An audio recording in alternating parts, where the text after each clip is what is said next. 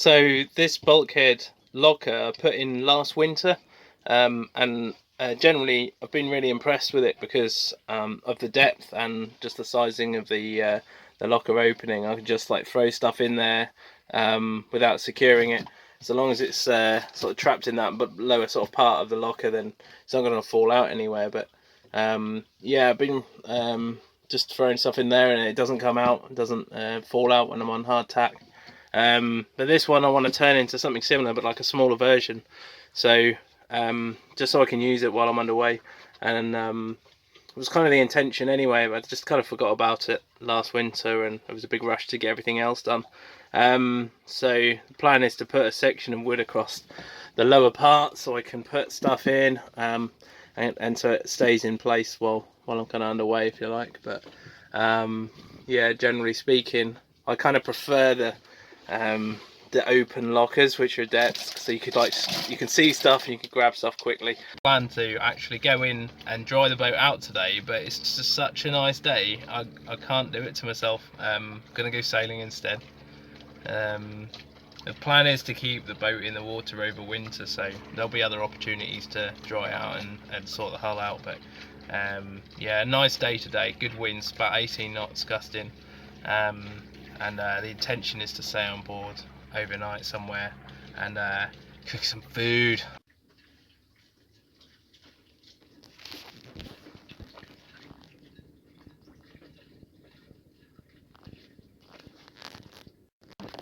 There's also an anchor spot at Sutton Ness, which is actually closer to the village of Mistley. I think that's still going to be quite a fair distance to row. What are we looking there? About 2 miles. Yeah, it might be a bit of a challenge, but yeah, we've got wrabness here, which is quite well protected from the wind, which is coming from the south at the minute. So if I kind of tuck in here, it should give me some pretty nice cover there for an overnight stay. But yeah. So kind of thinking about moving away from the mooring buoy. It's a pretty good time to get the mainsail up before we depart, so I'll do that now, and that's with us for going down the river.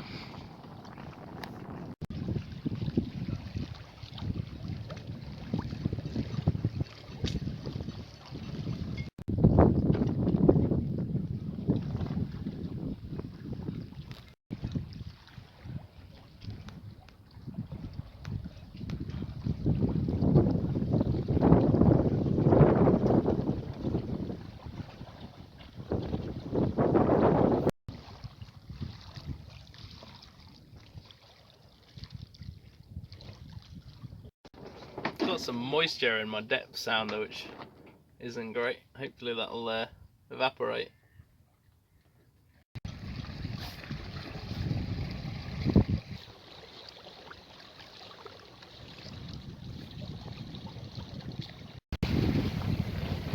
Now there's a job. Backing one of these things up.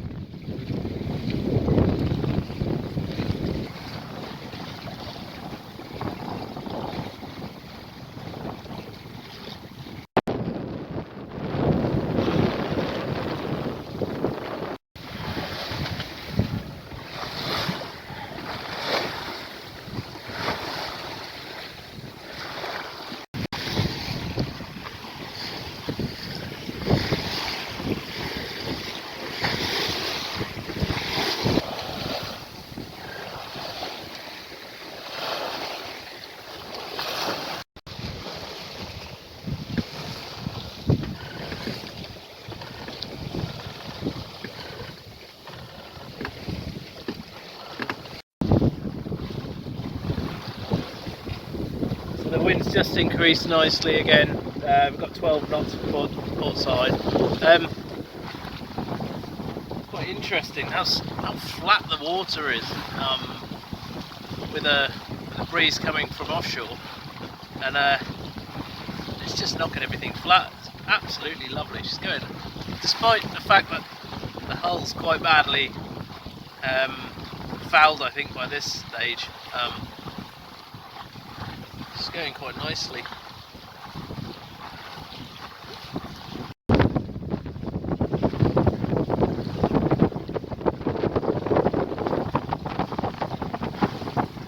The plan of action is still wrabness. I've come offshore just to kind of have a sail about, really, and just enjoy it. The temperature is unbelievable. It's like 16 degrees, I think. Must be around 15, 16 degrees. It's going to stay like that all night, which is mad for October. There's still plenty of boats out. So the plan is to wait for the tide to start flooding back into the river, and then take that up to wrabness point. And yeah, that should start to turn in the next hour. So yeah, it gives us a bit of a run up there instead of just fighting against it. Coming out here and enjoying myself instead of trying to make up that river. But it brought us down the ebb tide brought us down the Orwell really nice and quick. So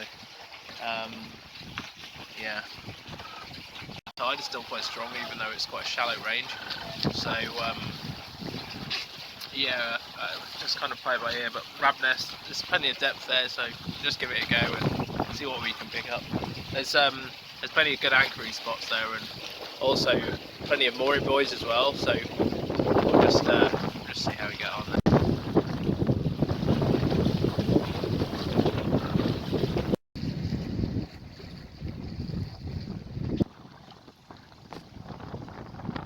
So we're now heading up the River Stour, and just in the distance I can see Wrabness Point, although that's still about 5 miles away.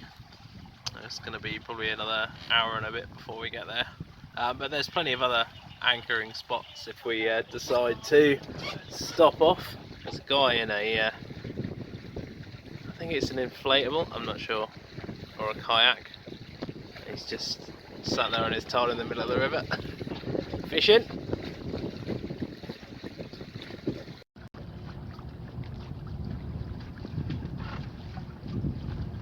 So I've been off the drink for the last couple of weeks with COVID, and I've just cracked open a shipyard pale ale from Portland, Maine, which is absolutely amazing.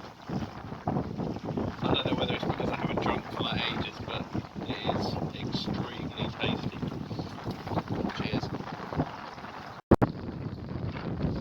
So we've picked up the wind a bit again now that we've cleared the quay there. Heading into the rurals of Suffolk. Well, I suppose this is Essex now really. And yeah, wild, like no more boats. It's funny how the boats just suddenly disappear, you know, you've got that kind of, where the two rivers meet, there just seems to be loads and loads of sailing vessels, fishing boats, motor vessels. And then you come up the River Stour and there's absolutely nothing. I've seen one boat so far coming back the other way.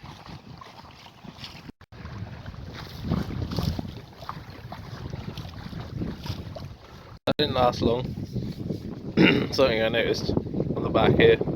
The UK Chief Medical Officers recommend adults do not regularly drink more than 14 units per week.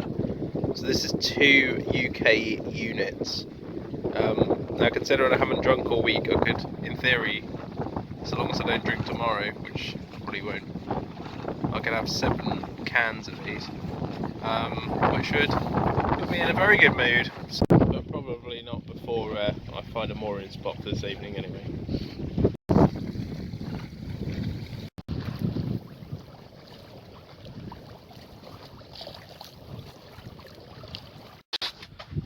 So just arrived at Wrabness.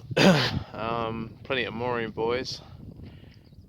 We're going to grab one as close to this big bank as possible. Just taking the mainsail down, just on the foresail. Probably go As long as the wind holds up, probably either this buoy just in front of me here, or on the next one up.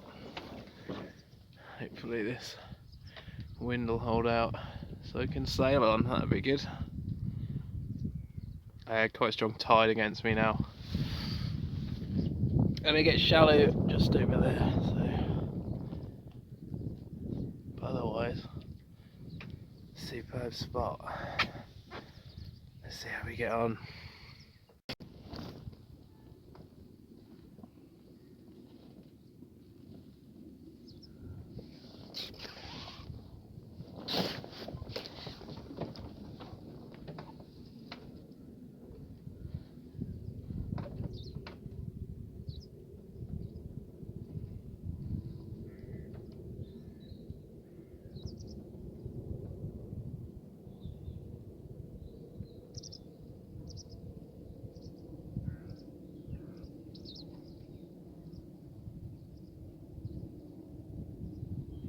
That'll do it.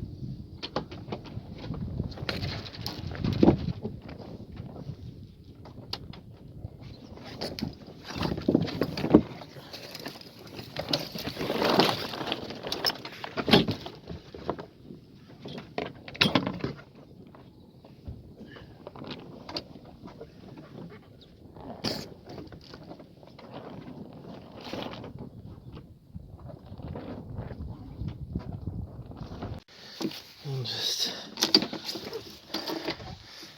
this on in.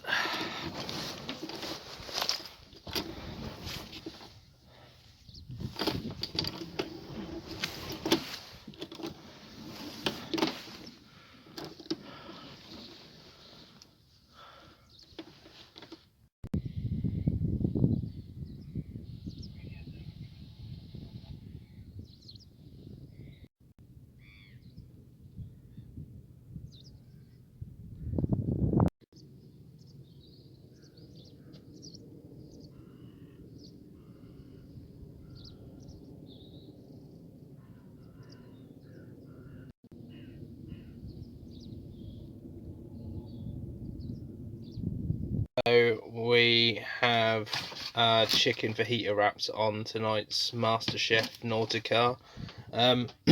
That frying pan's probably not going to be big enough for all of this grub, so I'm going to chop up the chicken and then do the chicken in the frying pan, the midget frying pan, and then I'm going to stick the veg, I think, in the onions and the peppers in the saucepan and do them separately.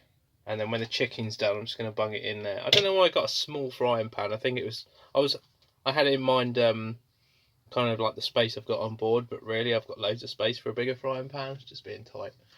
But yeah, that's kind of good enough for eggs and bacon, and that's about it really. So yeah, let's see how we get on. Get all the rest of this off.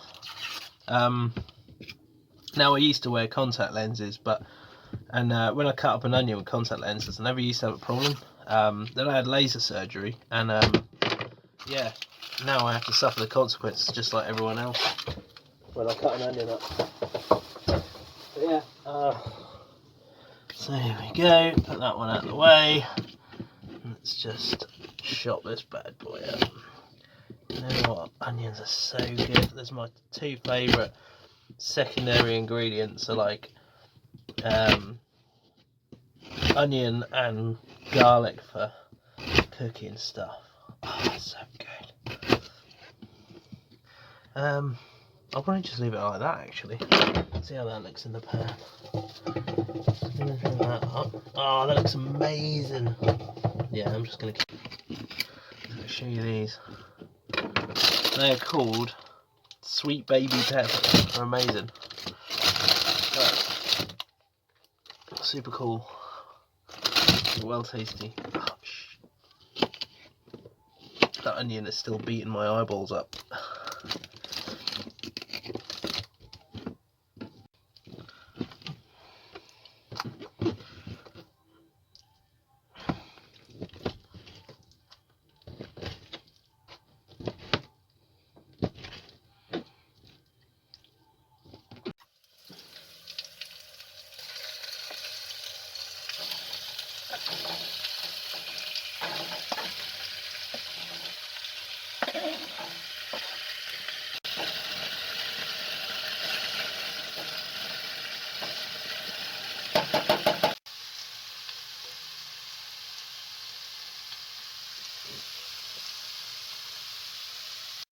Still enough for one more, I think, but I'm quite full already.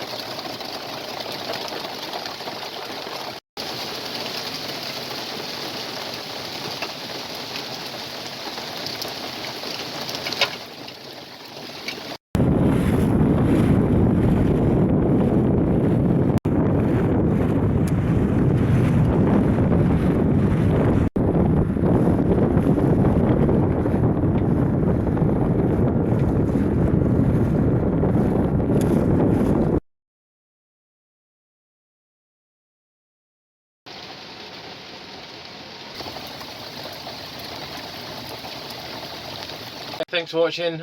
It's just absolutely opened up out there, and I'm quite wet actually, and I'm not sure how waterproof these waterproofs are anymore because they're quite old.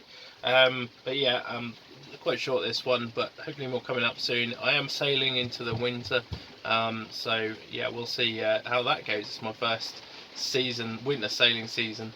So yeah, that should be quite interesting. Obviously some nice weather during the winter, so yeah, hopefully we'll get some trips in. Stay tuned. Thanks very much for watching.